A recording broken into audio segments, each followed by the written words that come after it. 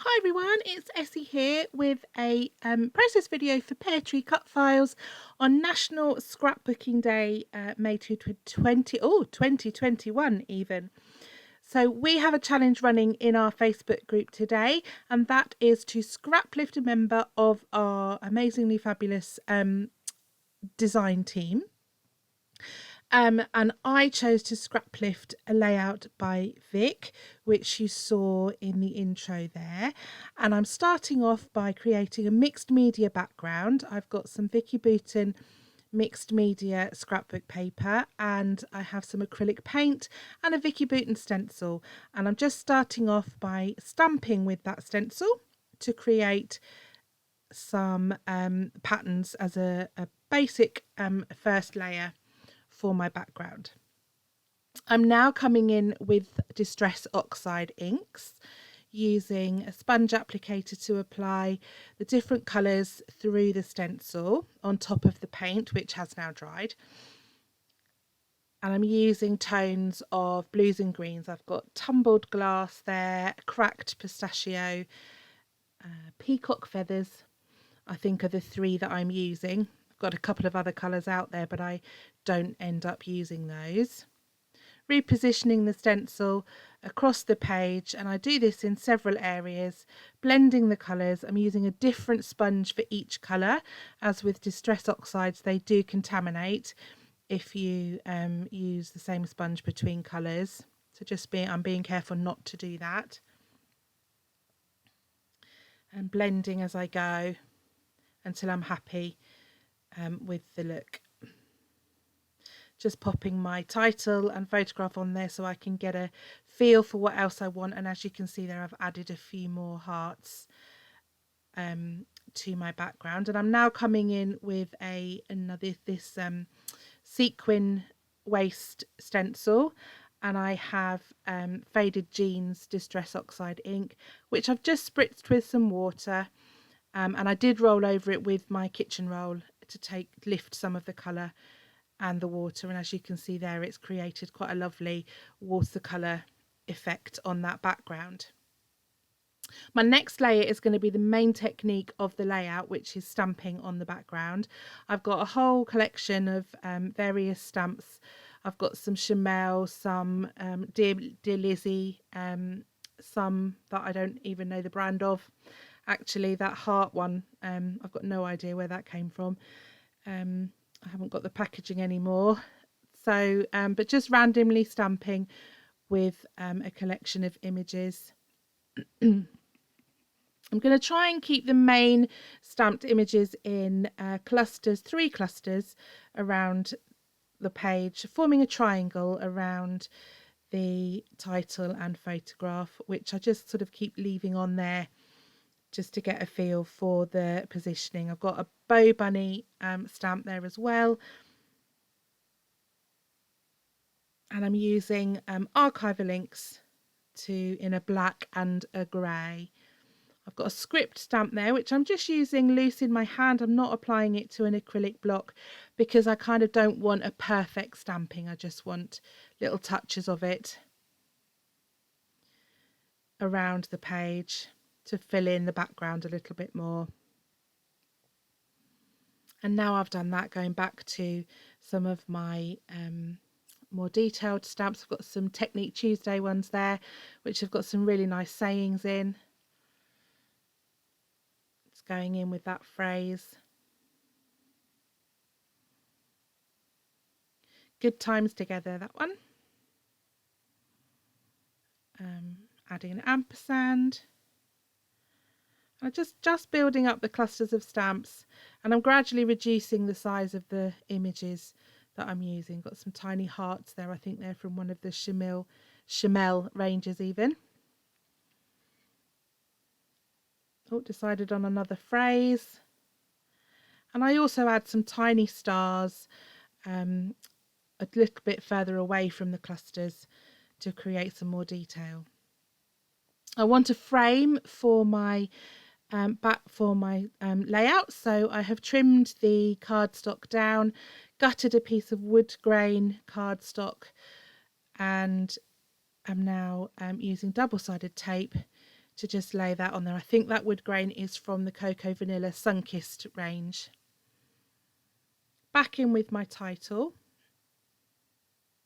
And I'm going to stick these letters. This is that sheet is from the Sunkissed 6x8 paper range, paper pad even. And I got my collection from Lottie Loves Paper. Sticking those on the reverse, and then I'm just going to cut them out rather than drawing around them and cutting them out. I'm just using them to stick on, and it just makes them a little bit thicker and firmer because I want to raise them on foam pads so that they give a little bit of dimension.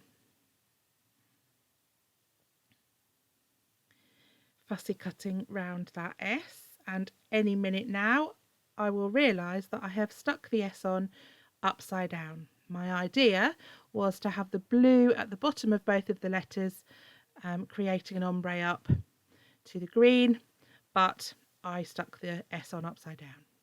So what I was going to do with the letters, with the This Is Us, or the This Is, was to start with green paint along the bottom and create an ombre effect across those words, gradually moving into a blue.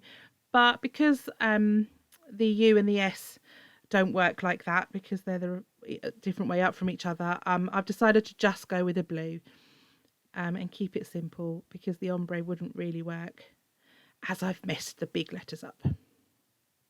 Using Cosmic Shimmer watercolor paints. These are my absolute favourite paints to use. They're beautiful and creamy and have a lovely shimmer, and there's a whole range of colours. Putting that aside to dry, and I was going to use some paint around the edge to just take down the white of the cardstock, but decided an ink pad would be easier, which I've now done on both the U and the S.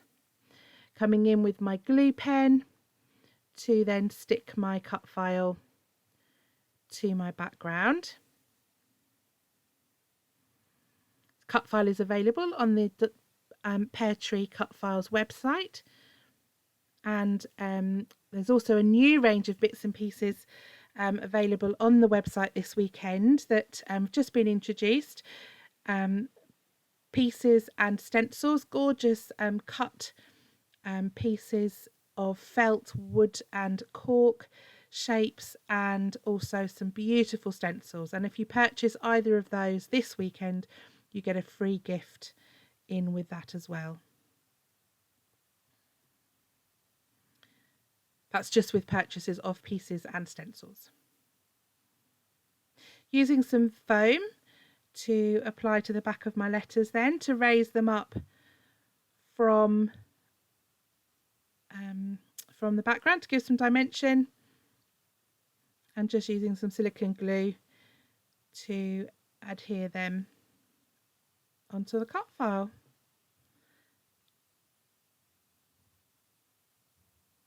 And there's my title.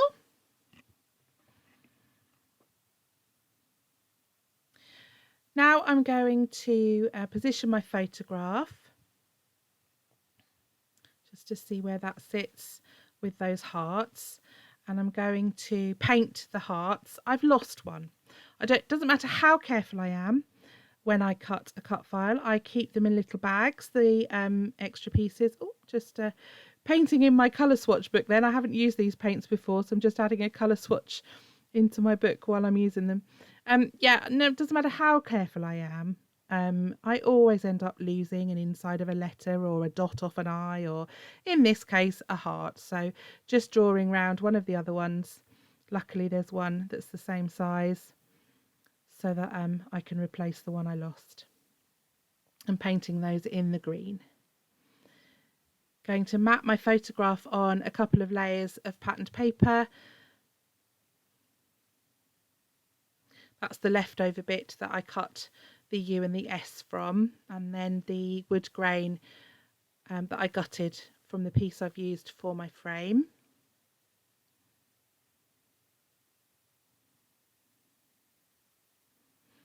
Oops, rogue piece of paper coming in there. Just applying that flat to the page.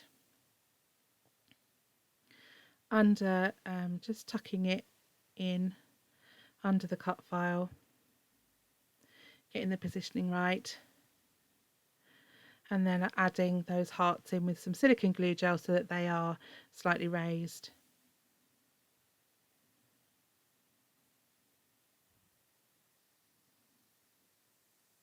And now I'm going to use some of the ephemera from the Sun-Kissed collection. I've got the Floral Ephemera pack, and I'm going to pick out the blues and greens to obviously match my colour scheme.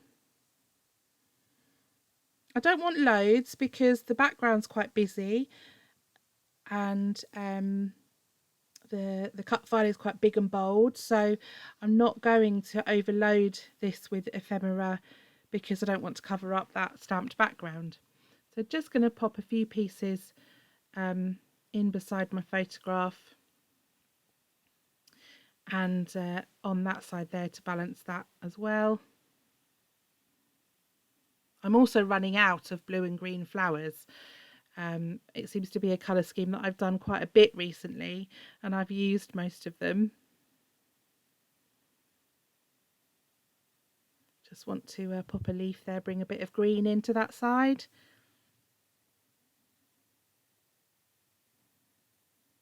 I've got the puffy stickers from this collection.